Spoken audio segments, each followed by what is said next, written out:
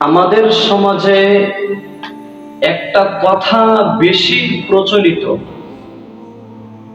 যে অনেক মানুষ বলে থাকে যে পৃথিবীর মধ্যে যদি কোনো সন্তানকে স্বার্থ ছাড়া ভালোবাসে তিনি হলেন একমাত্র মা আর বাবা।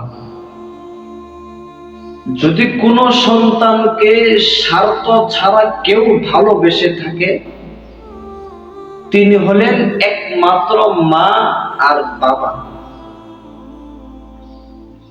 তারপর দেখা গেল এই কথা সম্পূর্ণ মিথ্যা।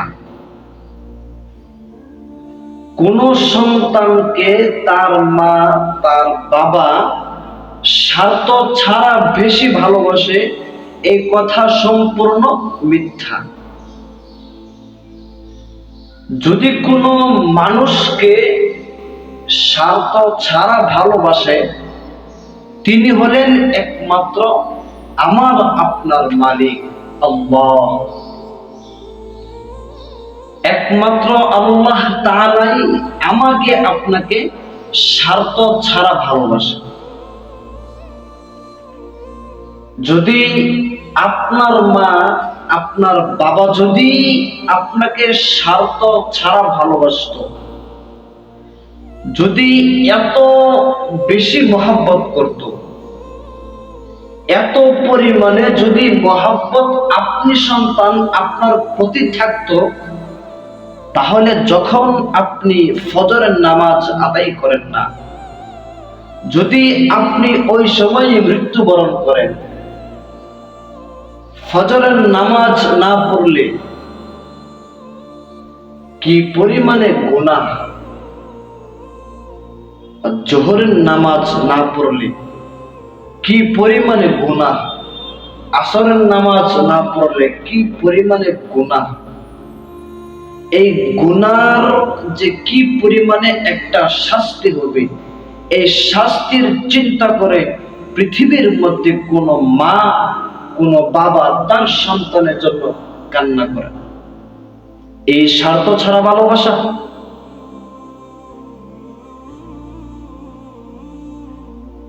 যদি কোনো সন্তান, যদি কোনো স্বামী মৃত্যুবরণ করে, তারপর তার স্ত্রী কান্না করবে, তার মা কান্না করবে, তার মেয়ে কান্না করবে, তার ছোট ভাই কান্না করবে, তার মা কান্না করবে, তার বাবা কান্না করবে, সবাই কান্না করবে, কিন্তু কেউ এই বিষয় নিয়ে কান্না করবে না যে আমার স্বামী, আমার সন্তান, আমার বাবা, আমার বড় ভাই, আমার ছোট ভাই সে তো একদিনও নামাজ পড়ে নাই, তার মুখের মধ্যে নবীর সুন্নত ছিল না, সে হারাম কাজে জড়িত ছিল,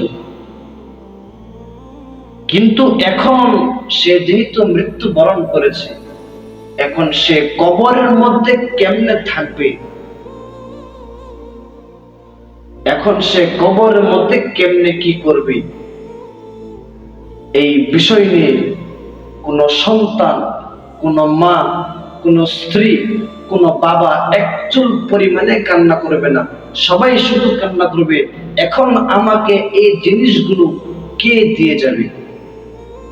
তার মা বলবে এখন আমাকে এই জিনিসগুলো কে দিবে, তার মেয়ে বলবে এখন আমাকে এই জিনিসগুলো কে দিবে। শুধু একমাত্র এই বিষয় নিয়ে সবাই কান্না করবে। এটা হলো স্বার্থ ছাড়া ভালোবাসা। একমাত্র আমাকে আপনাকে স্বার্থ ছাড়া ভালোবাসে একমাত্র আমার মালিক।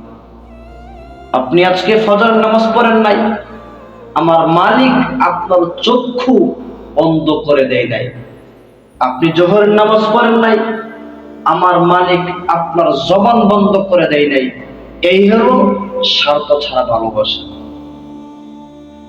এই জন্য বলছি এত আবেগ দেখাবেন না যে মা পৃথিবীর মধ্যে সবচেয়ে বেশি স্বার্থ ছাড়া ভালোবাসে। এই কথা সম্পূর্ণ মিথ্যা, এই কথা সম্পূর্ণ মিথ্যা।